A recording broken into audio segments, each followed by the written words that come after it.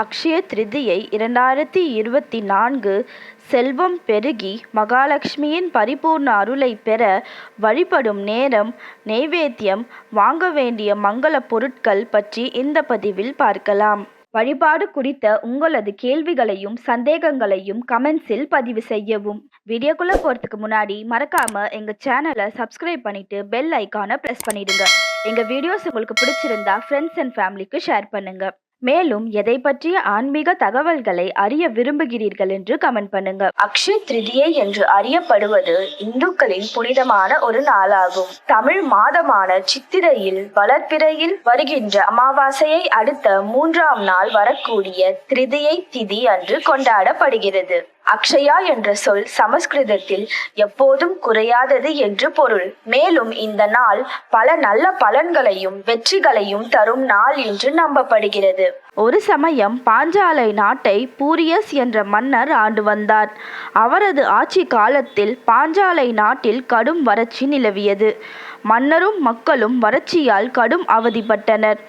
அப்போது வேற்று நாட்டு மன்னர்கள் பாஞ்சாலை நாட்டின் மீது போர் தொடுத்து வந்தனர். போரில் வெற்றி பெற்று அவரது நாட்டையும் கைப்பற்றினர். ஆனால் மன்னன் பூரியசஸ் எதிரிகளின் கைகளில் சிக்காமல் தனது மனைவியுடன் காட்டுக்கு சென்று தப்பி ஓடினார். செல்லும் வழியில் சில முனிவர்களை சந்தித்தார். தனது குறைகளை அவர்களிடம் முறையிட்டார். தனது நிலைமைக்கு காரணம் வேண்டி நின்றார். முனிவர்களும் தனது ஞான திருஷ்டி மூலம் அவரது நிலைமைக்கான காரணத்தை கண்டறிந்தனர். மன்னனை நோக்கி, நீ பூர்வ ஜென்மத்தில் கொள்ளைக்காரனாக இருந்து பிறரை வழிமறித்து அவர்களின் பொருளை எல்லாம் அபகரித்து கொண்டாய். நீ செய்த அந்த பாவங்கள் காரணமாக உனக்கு இந்த நிலைமை ஏற்பட்டு இருக்கின்றது. அதற்கு மன்னன், அப்படியானால் நான் எவ்வாறு அரசனானேன் என்று கேட்டார். அதற்கு முனிவர்கள், நீ கொள்ளையடித்த அதே சமயத்தில் தெரிந்தோ தெரியாமலோ ஒரு அந்தணருக்கு தண்ணீர் அளித்து உதவினாய். நீ தெரிந்தோ தெரியாமலோ தண்ணீர் அளித்து உதவியதன் காரணமாகத்தான் நீ அரசனாக பிறந்தாய் என்றார். இதனை கேட்ட மன்னன் தான் செய்த பாவங்களுக்காக வருந்தினார். அதே சமயத்தில் தான் தண்ணீர் தானம் செய்த ஒரு காரியத்திற்காக அரசனாய் பிறவியளித்த கடவுளை எண்ணி கண்ணீர் விட்டு தொழுதார். பிறகு அந்த மன்னர் அந்த காட்டிலேயே ஸ்ரீமன் நாராயணரை நினைத்து தியானம் செய்து வாழ ஆரம்பித்தார்.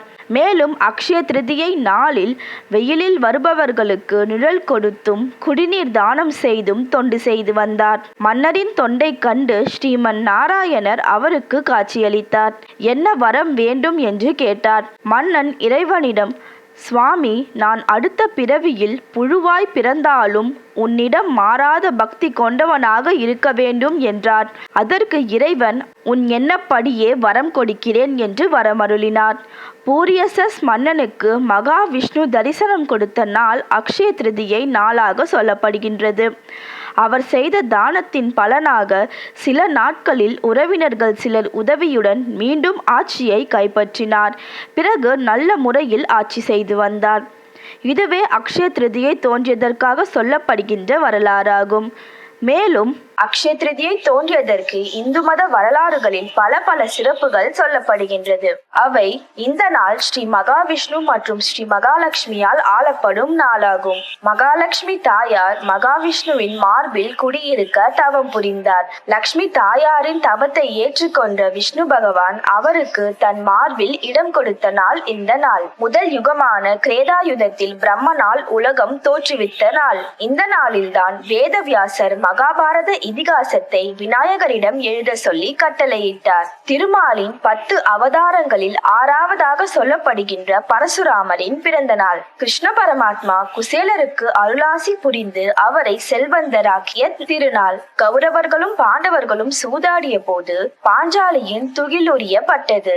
அப்போது கிருஷ்ண பரமாத்மா வந்து பாஞ்சாலிக்கு துயில் கொடுத்ததும் இந்த நாள். பாண்டவர்களின் வனவாசத்தின் போது கிருஷ்ண பரமாத்மா அக்ஷயா என்று கூறி பாத்திரத்தில் வற்றாத அன்னத்தை பெருக்கிய நாள் இந்த நாள். ஆதிசங்கரர் கனகதார ஸ்தோத்திரம் அருளிய நாள். பகீரதர் தவம் செய்து இந்தியாவின் மிக புனிதமான புண்ணிய நதியான கங்கை நதியை சொர்க்கத்தில் இருந்து பூமிக்கு வரவழைத்த திருநாள். குபேரன் தன்னுடைய கலசத்தை சிவபெருமானிடம் இருந்து பெற்ற நாள். காசியில் சிவ சிவபெருமான் தனது பிக்ஷை பாத்திரம் நிரம்பும் அளவிற்கு உணவை அன்னபூரணி தாயாரிடமிருந்து பெற்ற நாள் என்று பல சிறப்புகளை கொண்டது இந்த அக்ஷய திருதியை திருநாள். அக்ஷய திருதியை நாளில் தொடங்கப்படும் எந்த ஒரு முயற்சியும் தொடர்ச்சியாக வளர்ந்து நன்மையை கொடுக்கும். ஆகையால் எந்த ஒரு புதிய செயலானாலும் அன்று தொடங்கலாம். உதாரணமாக ஒரு வணிகத்தை தொடங்குதல், கட்டடம் கட்ட பூமி பூஜை போடுவது, கிரகப்பிரவேசம், புதிய வாகனங்கள் வாங்குவது, சங்கீதம், கல்வி, கலைகள் உள்ளிட்ட பயிற்சிகளில் சேருவது போன்ற புதிய முயற்சிகளை அன்று செய்யலாம். அக்ஷய திருதியை என்கின்ற நாள் தங்கம் வெள்ளி வாங்கும் நாள் மட்டும் அல்ல, அது தானம் செய்ய மிகவும் உகந்த நாள். தானம் செய்ய உகந்த சில பொருட்கள். தானங்களில் உயர்ந்ததாக சொல்லப்படுகின்ற அன்னதானம் செய்யலாம்.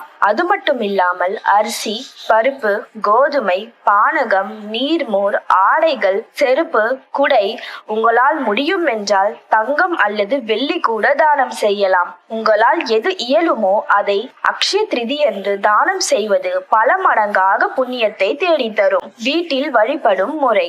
அக்ஷய திருதியை திருநாள் 2024ஆம் ஆண்டு மே மாதம் 10ஆம் தேதி வெள்ளிக்கிழமை அனுசரிக்கப்படுகின்றது.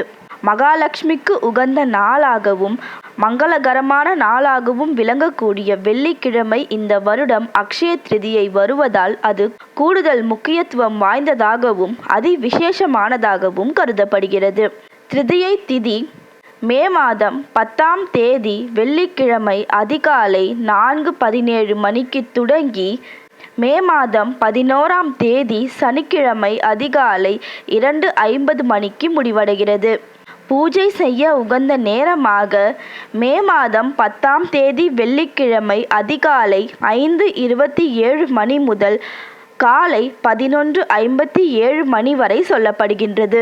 அக்ஷய திருதியை திருநாள் மகாலட்சுமிக்கு மிகவும் உகந்த நாள். கங்கா தேவி பூமியை வந்து தொட்ட நாள் என்பதால் அன்று கங்கா ஸ்நானம் மிகவும் சிறப்பு வாய்ந்தது. எல்லோராலும் கங்கா ஸ்நானம் செய்ய முடியாது என்பதால் வீட்டில் நாம் குளிக்கும் போது அன்றைய தினம் காலை கங்கா தேவியை மனதில் நினைத்து கொண்டு குளித்துவிட்டு பூஜை அறையை சுத்தப்படுத்திவிட்டு மகாலட்சுமி குபேரன் படத்தை துடைத்து பொட்டு வைத்து மல்லிகைப்பூ, முல்லைப்பூ போன்ற வெள்ளை நிற மலர்கள் சாற்றி பால் பாயாசம், கல்கண்டு சாதம், மற்ற பழங்கள் வைத்து நெய்வேத்தியம் செய்யலாம். தேங்காய் வெற்றிலைப்பாக்கு சமர்ப்பித்து தூபதீப ஆராதனைகள் செய்து பூஜையை நிறைவு செய்யலாம். அக்ஷய திருதியை தினத்தில் மகாலட்சுமி வாசம் செய்யும் பொருட்களை வாங்குவது சிறப்பு. அது தங்கம், வெள்ளி உள்ளிட்ட ஆபரணங்களாகவும் இருக்கலாம், பட்டாகவும் இருக்கலாம். இல்லை என்றால் குறைந்தபட்சம் பச்சரிசி, உப்பு, மஞ்சள், வெல்லம் ஆகியவற்றை வாங்கி கொண்டு வந்து பூஜை அறையில் சமர்ப்பித்து பூஜை செய்யலாம். எனவே அக்ஷய திருதியை நன்னாளில் நம்மால் இயன்ற தானங்களை செய்து